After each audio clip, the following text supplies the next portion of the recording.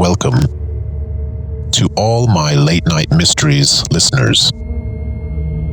Thank you for tuning in to today's episode. Sometimes in life, we are so focused on the destination that we forget to heed the signs warning us of the dangers ahead. Our journey serves as a reminder that not all paths lead to where we expect, and that there are forces beyond our understanding that can alter our course. Ignoring the unknown can make us blind to the truth, until it's too late.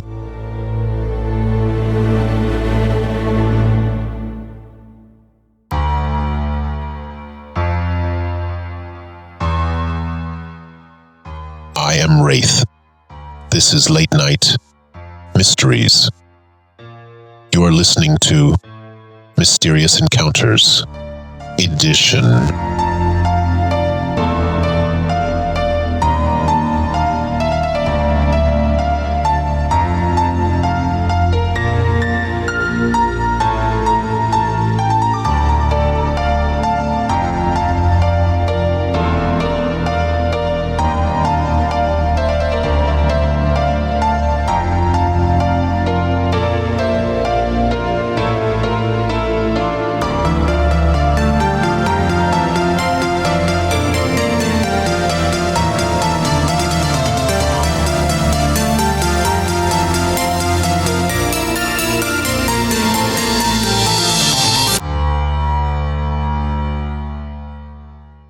Disclaimer. This is a work of fiction. Any names, characters, businesses, places, events, or incidents are fictitious. Any resemblance to actual persons, living or dead, or actual events are purely coincidence.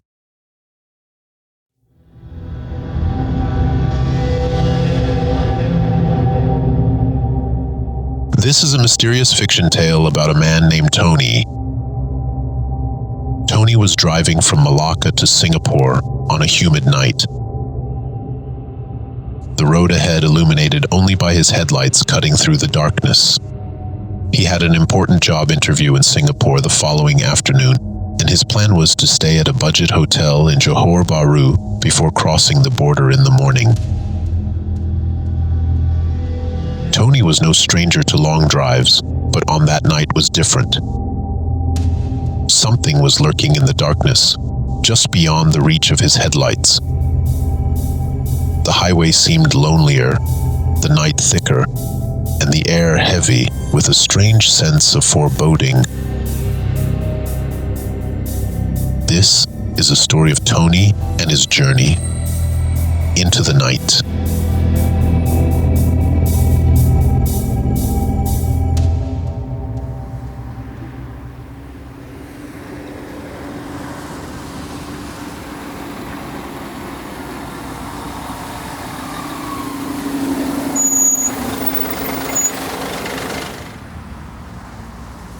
A highway rescuer was checking Tony's car condition along the north-south highway a few kilometers towards Machap.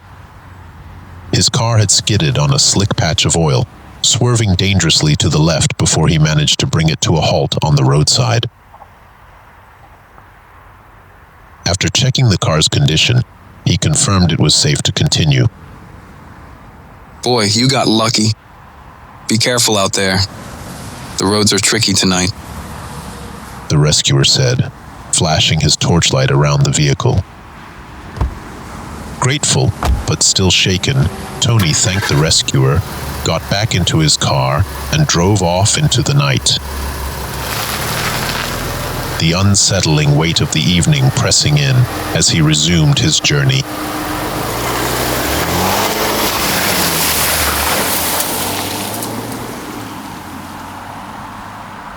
As Tony drove on, the incident faded from his mind.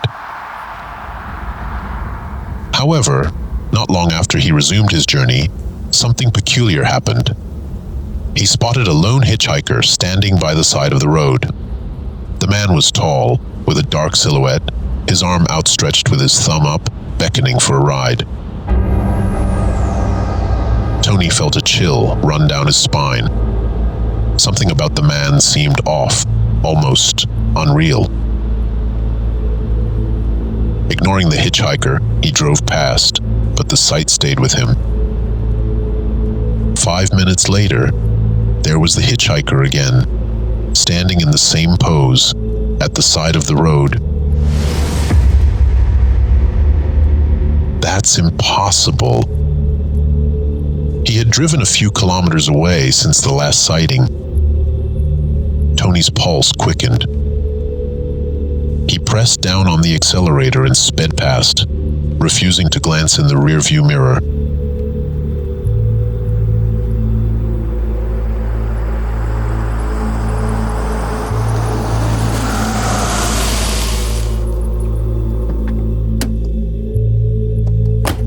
Nearing exhaustion, Tony pulled into the Machap R&R to take a quick toilet break and shake off his growing unease.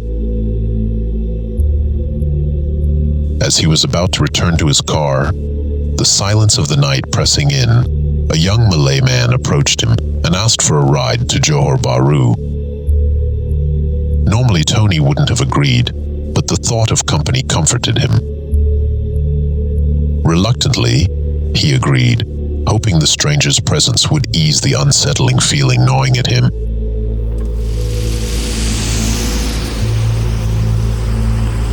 As they drove, Tony tried to make casual conversation, but his mind kept returning to the hitchhiker. Then, once again, out of the corner of his eye, he saw him. The same man standing at the side of the road. His heart raced. He gripped the steering wheel and in a moment of panic swerved towards the figure, trying to hit him, as if this would make the haunting presence disappear for good. Hey, look out! What are you doing? The young hitchhiker beside him shouted, grabbing Tony's arm and forcing him to steer the car back onto the road. You almost crashed us! Didn't you see him? Did you see him? The man on the side of the road? He's been following me all night. Tony was sweating, trembling, his mind spinning. The young man gave him a wary look, clearly disturbed. What? What are you talking about? There's no one there. You need to calm down. I saw him. He was there. Tony tried to convince the young hitchhiker. I think you are not in a state of mind to drive this car. Please drop me off. I'm not safe with you, said the young man, feeling nervous and looking cautiously around to see any danger around him. Despite Tony's pleas for the man to stay, the young hitchhiker asked to be dropped off at the side of the road, convinced that Tony was losing his mind.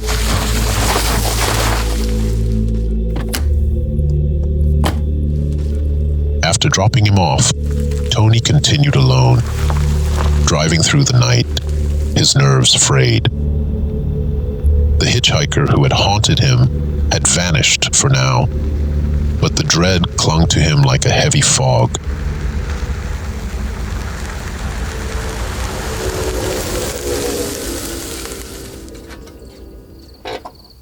Tony eventually arrived at his hotel in Johor Bahru. The building was dimly lit, almost deserted, its exterior casting long shadows in the sparse parking lot. There were no other cars, no signs of other guests. The receptionist was absent, and the entire place felt frozen in time, as if abandoned. He dialed his wife on his mobile phone to check and confirm the hotel's booking. But when the line connected, a stranger answered. Hello. Hello? Rita? Did you book the correct hotel for me? Who is this? The voice on the other end asked. It's me, Tony.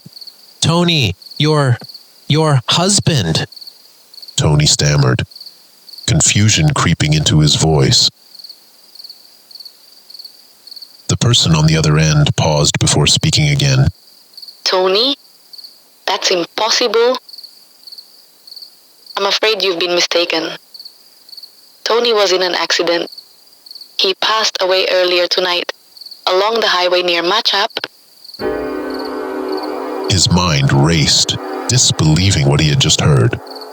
Accident! That's impossible! I'm here! I'm alive! Rita, help me, please! The person on the other end hung up the call. Tony could not believe what he had heard. He left the hotel in a panic, stepping out into the empty night. But there, at the edge of the car park, was the hitchhiker again, standing still, waiting. This time, Tony approached him, heart pounding, knowing now that there was no avoiding it. Who are you? Tony demanded. Why have you been following me? The hitchhiker turned to face him, his expression calm, almost sympathetic. I've been waiting for you. We're both on the same journey now. What journey? What are you talking about? Tony asked, his voice trembling. The hitchhiker stepped closer, his eyes reflecting the cold truth. This is what happened earlier. The accident happened in the dead of night, a few kilometers towards Machop, when the roads were mostly deserted except for the occasional heavy vehicle rumbling through the dark. Tony had been driving cautiously, but a patch of oil on the road caused his car to skid unexpectedly. The moment he lost control, everything unraveled in an instant. As Tony's car swerved sharply, a large lorry was coming up behind him, its driver unable to react in time. The lorry driver, exhausted from a long haul, saw Tony's car too late. He slammed on his brakes, but the weight of the truck and the slick road made it impossible to stop in time. The lorry collided with the rear of Tony's car with a sickening crash, sending both vehicles careening off the highway. Tony's car flipped multiple times before coming to rest upside down in a ditch, its headlights dimming as smoke and oil leaked into the night.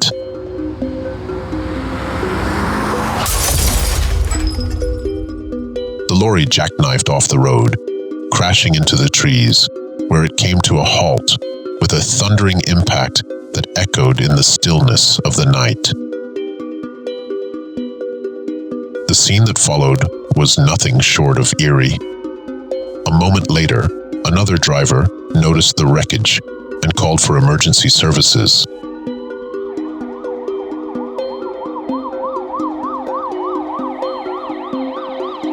When responders arrived, they were struck by the oddness of the scene.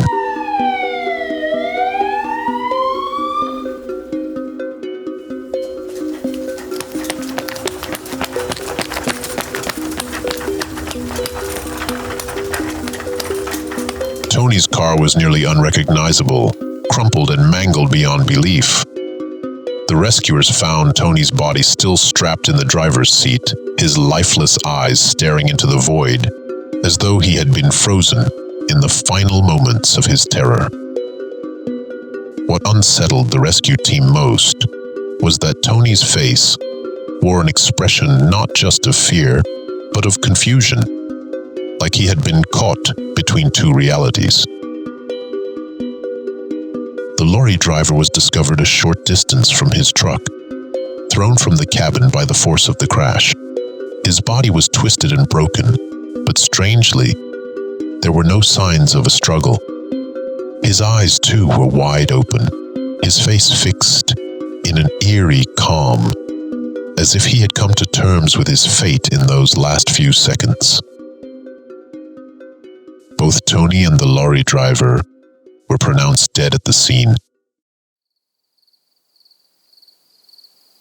I was the driver of the lorry that hit your car earlier tonight. We both died on that road. I've been trying to guide you to where we need to go. But the young man who hitchhiking me, who is he? Tony questioned himself.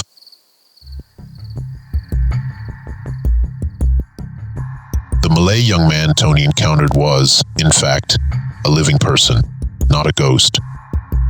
This adds to the surreal and eerie nature of Tony's experience. Despite Tony being caught in a liminal space between life and death, he was still able to interact with the living. The young man was likely passing through the same stretch of highway and stopped at the Machap Arana for a rest, unknowingly crossing paths with someone who was no longer among the living. This interaction symbolizes that Tony, though deceased, was still tethered to the physical world, existing in a state of denial or confusion, unaware of his own death. The young man's unease and decision to part ways reflect the tension between the realms of the living and the dead. He sensed something deeply unsettling about Tony, though he couldn't fully understand what it was. His abrupt departure indicates that, as a living person, he could instinctively feel that Tony didn't belong in his world anymore. In this way, the Malay young man serves as a bridge between Tony's unresolved reality and the truth he was avoiding. His presence reinforces the idea that Tony was still grappling with the acceptance of his fate, interacting with the living one last time before fully crossing over to the unknown.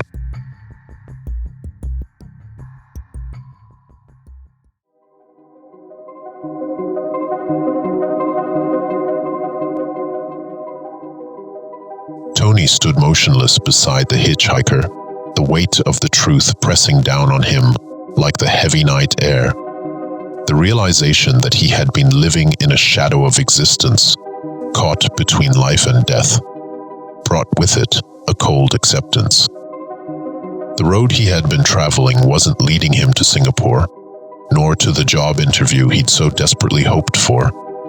It was leading him somewhere far beyond, a place where the living could not follow. Why me? Tony's final question echoed in the silence of the night.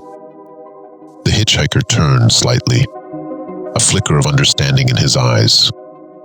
Because some journeys we don't take alone.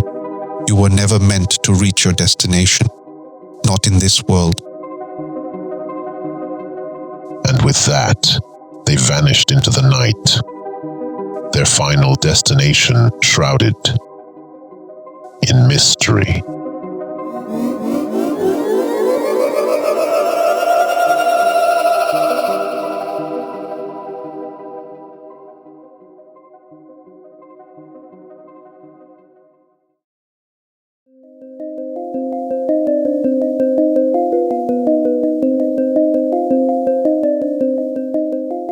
We cannot always outrun fate, and no matter how hard we try to control our journey, the road may take us somewhere we never imagined. In the end, it's not about the destination, but the realization that some things are beyond our control, and sometimes accepting that is the only way to truly move forward.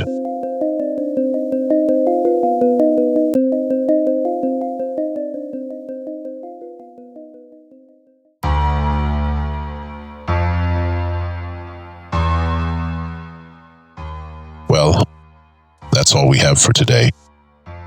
Once again, I am Wraith. Thank you for listening, and I look forward to seeing you on the next episode of Late Night Mysteries.